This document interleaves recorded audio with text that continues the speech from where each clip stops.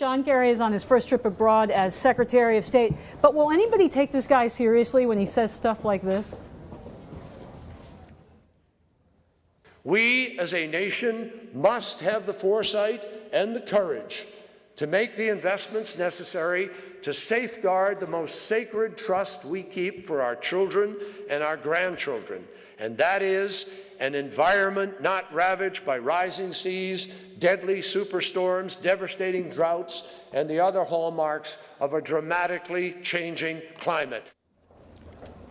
Welcome back to Opinion Journal. I'm Mary Kissel. That's our now Secretary of State, John Kerry, in a speech he gave in recent days outlining his priorities for the office at the University of Virginia. Competitive Enterprise Institute Chairman Fred Smith is here. Fred, climate change alarmism. Here we go again. Why is this a priority for Mr. Kerry, given we've got Iran with nukes, China picking fights in the South China Sea? Why do we care? Poverty, wars around the world, and he picks an illusory dilemma that might affect us 100 years from now. You would think you ought to focus on today, not centuries in the future. He is, unfortunately, a greenie, has been it for a long time. This is his hope of what? I don't know. You know, there's really issues in the environment he could have focused on. The fact that the Europeans and too many American environmentalists have suppressed genetically modified food production around the world. And alleviating hunger in Africa might be alleviating some of the horrors we see in Africa. We've tried with the Kyoto Accord before. The next one is in 2015. Is he going to spend the next 2-3 years focusing on this quixotic attempt to force the world into a non-sustainable energy future?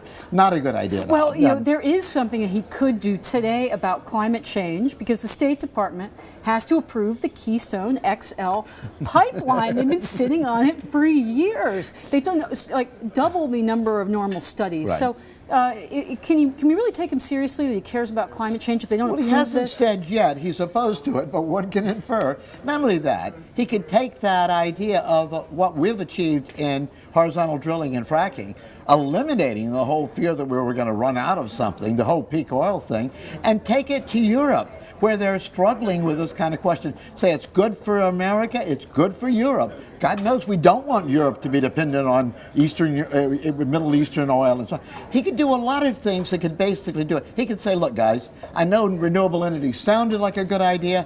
Spain's failed, Germany's failed, the UK's failed. Maybe you could do it with fracking and wait a while till we could invent batteries that didn't blow up. Is this just of a piece of the Obama administration's larger agenda, which doesn't focus so much on job creation as it does on placating some really loud parts of the left that actually many Democrats in America don't identify with, this kind of far left environmental movement? Is Kerry alone in this cabinet?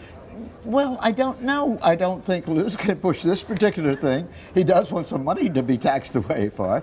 It's not alone. I mean, you almost certainly will bet the Interior Secretary, the new EPA administrator, those guys are every bit as greeny and flaky as he is.